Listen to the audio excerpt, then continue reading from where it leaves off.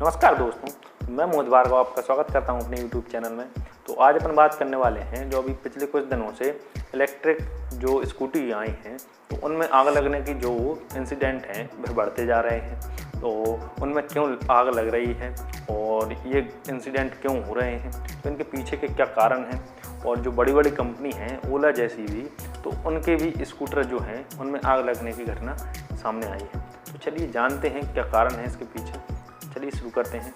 ई स्कूटरों में आग लगने की सबसे बड़ी घटना 25 मार्च को तमिलनाडु के वेल्लोर जिले में हुई, जब ओकिनावा कंपनी के ई स्कूटर को रात में चार्जिंग के लिए छोड़ देने के बाद अचानक उसमें आग लग गई और इसमें एक 45 वर्षीय व्यक्ति और उसकी 13 वर्षीय बेटी की दम घुटने से मौत हो गई। इन ई स्कूटरों में आग लगने की वजह सामने नहीं आ पाई है, लेकिन रिपोर्ट्स के मुताबिक इसकी सबसे प्रमुख वजह इन स्कूटरों की बैटरियां हैं। आखिर बैटरी की वजह से इन ई स्कूटरों में आग कैसे लगी, तो इसे समझने के लिए ई स्कूटरों में लगी हुई बैटरियों को समझना जरूरी है। तो आइए जानते हैं कि ई स्कूटरों में किस टाइप की बैटरियों का यूज़ होता है। ई स्कूटरों में लिथियम आयन बैटरियों का यूज़ होता है। आजकल दुनिया भर में स्मार्टफोन से लेकर लैपटॉप और इलेक्ट्रिक कार से लेकर स्मार्ट वॉच तक में इन्हीं बैटरियों का यूज़ होता है। ये बैटरियाँ और बैटरियों की तुलना में ज़्यादा ताकतवर और हल्की मानी जाती हैं। हालांकि इन बैटरियों से आग लगने का भी खतरा रहता है,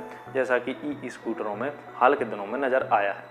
जो खास बात है लिथियम आयन बैटरियों को अन्य बैटरियों की तुलना में बेहतर बनाती है, वे हैं इसका हल्का होना, हाई एनर्जी डेंसिटी और रिचार्ज करने की इसकी कैपेसिटी। इसके साथ ही लिथियम आयन बैटरियां लेड एसिड बैटरियों की तुलना में ज़्यादा लंबे समय तक चलती हैं। एक लिथियम आयन बैटरी आमतौर पर 150 वाट और प्रति किलोग्राम स्टोर कर सकती है, जबकि लेड एसिड बैटरी आमतौर पर 25 वाट और प्रति किलोग्राम स्टोर कर सकती है। दरअसल पावर आर को सीधे शब्दों में समझें तो एक लिथियम आयन की 1 किलोग्राम बैटरी में 150 वाट आवर की इलेक्ट्रिसिटी स्टोर हो सकती है।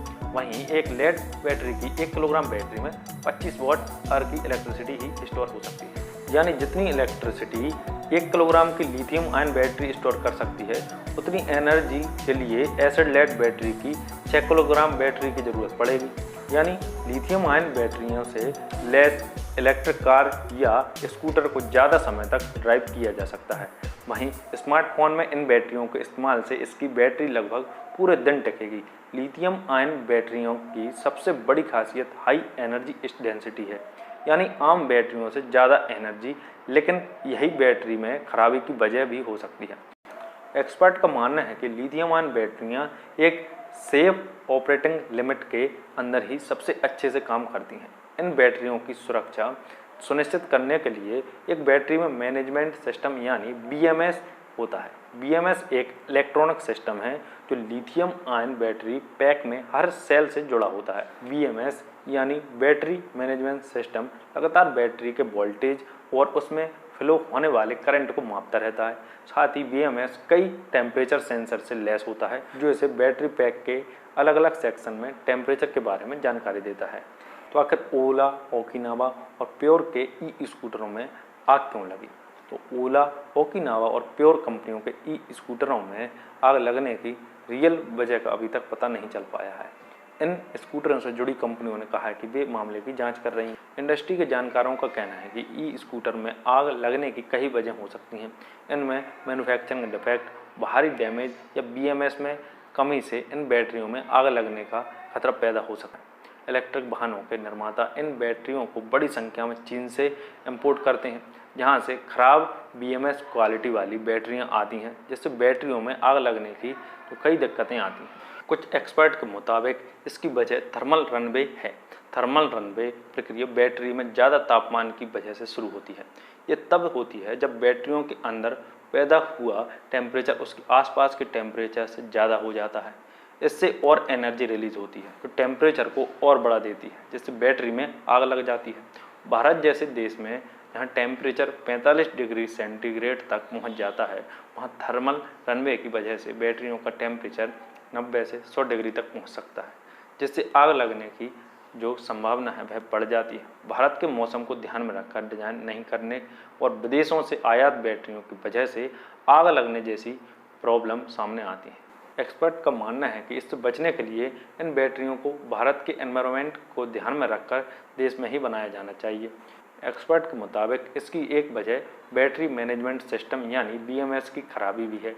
BMS खराब क्वालिटी का होने से बैटरी स्टोरेज सिस्टम मॉनिटरिंग और सेफ्टी टेक्निक में दिक्कत आती है, जिससे battery overcharging, over discharging, over heating, cell unbalancing, thermal runaway और आग लगने जैसी दिक्कतें सामने आ जाती हैं। दुनिया में और कहां आई लिथियम आयन बैटरियों में दिक्कत? दुनिया में लिथियम आयन बैटरियों में आग लगने जैसी इंसिडेंट नज़र डालें तो अमेरिका और चीन में टेस्ला की कई कारों में आग लगने के मामले सामने आ चुके हैं। हालांकि इसकी कोई ठोस वजह सामने नहीं आई। 2016 में सैमसंग नोट 7 में आग लगने की कई घटनाएं सामने आई थी। तब कंपनी ने इसके लिए मैन्युफैक्चरिंग डिफेक्ट की बात मानते हुए हज़ारों की संख्या में फ़ोन वापस मंगवा लिए थे। तो अगर मान लो आपके पास कोई ई-व्हीकल है तो उसका ख्याल कैसे रखें? तो कुछ बातों का ख्याल रखकर कंज्यूमर्स काफ़ी हद तक आग लगने जैसे खतरे टाल सकते हैं।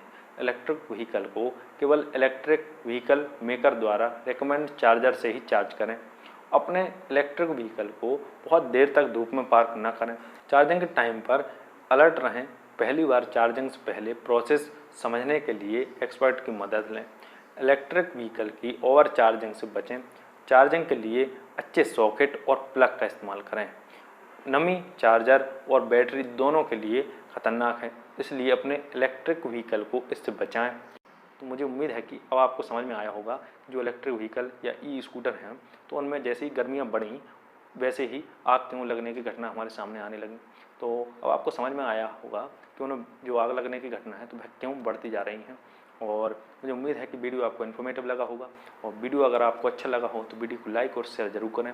चैनल को सब्सक्राइब करना बिल्कुल ना भूलें, क्योंकि मैं मोहित भार्गव आपके लिए ऐसी वीडियो लेकर आता रहता हूँ। नमस्कार, जय हिंद, वंदे मातरम।